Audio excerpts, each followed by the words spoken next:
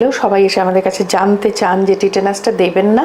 কিছু কিছু pregnancy accidents 3 মাসের আগে ঘটে, so we do the vaccination beyond সেই প্রথম যে রিস্কি পিরিয়ডটা, তারপরে করি। অপ্রয়োজনীয় ভ্যাকসিনেশনের দরকার নেই, সেটা আপনার ডাক্তারকে যথোপযুক্ত history of last vaccination during last pregnancy সেটা দেওয়ার চেষ্টা করবেন।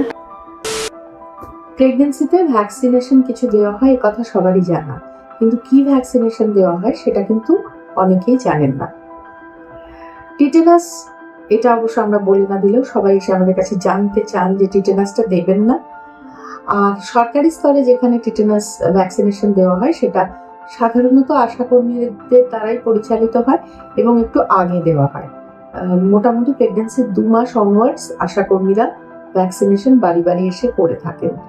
আমরা ক্লিনিক্যাল প্র্যাকটিসে, যারা প্রাইভেট প্র্যাকটিসে আছি, তারা টিটেনাস ভ্যাকসিনেশনটা 3 মাসের পর দিই, কারণ হিসেবে দেখা হয় যে কিছু কিছু প্রেগনেন্সি অ্যাক্সিডেন্টস 3 মাসের আগে ঘটে, so we do the vaccination beyond সেই প্রথম যে রিস্কি পিরিয়ডটা, তারপরে করি।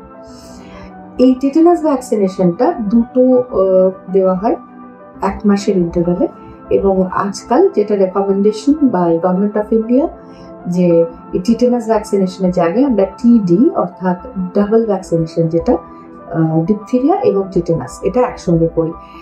সেটা দেখা গেছে যে বাচ্চাকে জন্মের পর প্রথম 6 মাস ডিপথেরিয়ার এগেনস্টে একটা ভালো রকম ইমিউনিটি দেয়।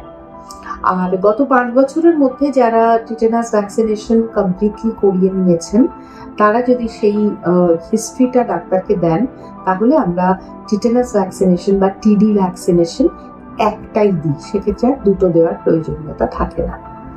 এছাড়া আরেকটা ভ্যাকসিনেশন আমরা করি প্রেগনেন্সিতে, সেটাও অ্যাকসেপ্টেড এবং গভর্নমেন্ট এটা এন্ডোর্স করেছে, সেটা হচ্ছে ভ্যাকসিনেশন এগেনস্ট ফ্লু এর যে ভ্যাকসিন, সেটা কিন্তু বছরে 2 বার 2 রকম স্ট্রেন থেকে তৈরি করা হয়। আর যত প্রেগনেন্সি ভ্যাকসিনেশন সবগুলোই আমরা ইনঅ্যাক্টিভেট করা ভ্যাকসিন, অর্থাৎ যাতে ভাইরাসের যে অ্যাক্টিভ কম্পোনেন্টটা বা লাইভ ভাইরাস যে কম্পোনেন্ট কোনো ভ্যাকসিনে থাকে, সেগুলো কিন্তু দেওয়া হয় না। সুতরাং প্রেগনেন্সিতে লাইভ অ্যাটেনুয়েটেড ভ্যাকসিন যেটা, সেটা কখনোই ইউজ করা হয় না। ইনঅ্যাক্টিভ ভ্যাকসিনগুলোই ব্যবহার করা হয় বা অ্যান্টিজেনিক ভ্যাকসিনগুলো। আর সেক্ষেত্রে ফ্লুয়ের যে স্ট্রেন থেকে বছরে 2 বার ফ্লুয়ের ভ্যাকসিন আসে, ইউজুয়ালি আমরা যখন দিই সেগুলো within the last 6 months period যে স্ট্রেনগুলো, তার এগেনস্টে ভ্যাকসিন, সেটাই সবচেয়ে অ্যাক্টিভ, ভালো কাজ করে। এটা আমরা দিই সেকেন্ড বা লেট সেকেন্ড বা আর্লি থার্ড ট্রাইমেস্টারে। এবং ফ্লু ভ্যাকসিন দেওয়া থাকলে একদিকে মায়েরও কিছু কিছু রেসপিরেটরি ইলনেস, যেগুলো ফ্লু ধরনের যে ডিসঅর্ডার, সেগুলো কম হয়, প্লাস ডেলিভারির পর বাচ্চারও, নিউবর্ন যে বাচ্চা, তারও বেশ কিছুদিনের কিন্তু একটা ইমিউনিটি থাকে। মূলত এই ভ্যাকসিনগুলোই আমরা ব্যবহার করি প্রেগনেন্সিতে।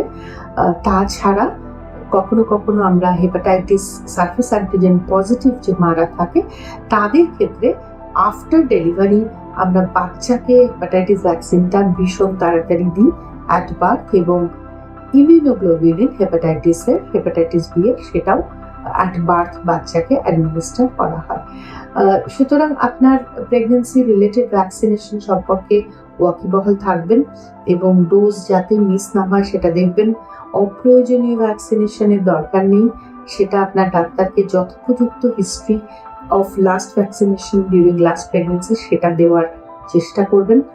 যদি জানা থাকে বা রেকর্ডগুলো রাখবেন, প্রিভিয়াস প্রেগনেন্সি রেকর্ডগুলো রাখার চেষ্টা করবেন। আর একটা জিনিস অনেকে আমাদের কাছে জানতে চান যে রুবেলা ভ্যাকসিনেশন কিন্তু প্রেগনেন্সিতে দেওয়া হয় না। রুবেলা ভ্যাকসিনেশন, যদি আপনার রুবেলা ইমিউনোগ্লোবুলিন নেগেটিভ থাকে, সেক্ষেত্রে ধরে নেওয়া হয় আপনি ইমিউনাইজড নন কথাটার অর্থ হচ্ছে রুবেলা হওয়ার চান্স আপনার ক্ষেত্রে বেশি। সেই জন্য before you get pregnancy planning হিসেবে রুবেলার 2টো ভ্যাকসিনেশন at 1 month ইন্টারভাল আমরা করে নিতে বলি। কখনো কখনো এক্ষেত্রে শুধু রুবেলা ভ্যাকসিন না দিয়ে MMR অর্থাৎ মাম্পস, মিজলস, রুবেলা ভ্যাকসিন দেওয়া হয়। মাথায় রাখবেন যে during the vaccination course and 6 weeks after that pregnancy যেন না আসে। অনেকে এটাও জিজ্ঞাসা করেন যে সার্ভাইকাল ক্যান্সার ভ্যাকসিন প্রেগনেন্সিতে সেফ কিনা।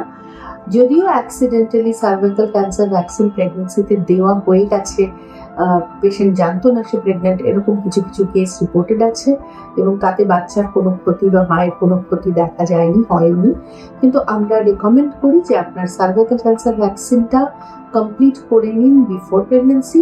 আর যদি ইনকমপ্লিট প্রথম বা দ্বিতীয় ডোজের পর আপনার প্রেগনেন্সি এসে থাকে, সেক্ষেত্রে প্রেগনেন্সির পরে মানে ডেলিভারির পরে গিয়ে থার্ড ডোজটা নিন। ডিউরিং প্রেগনেন্সি এই ভ্যাকসিনেশনটা আপনাকে না নেওয়াই আমাদের কাছ থেকে অ্যাডভাইস থাকবে। So that's all about, not all, that's reasonably all about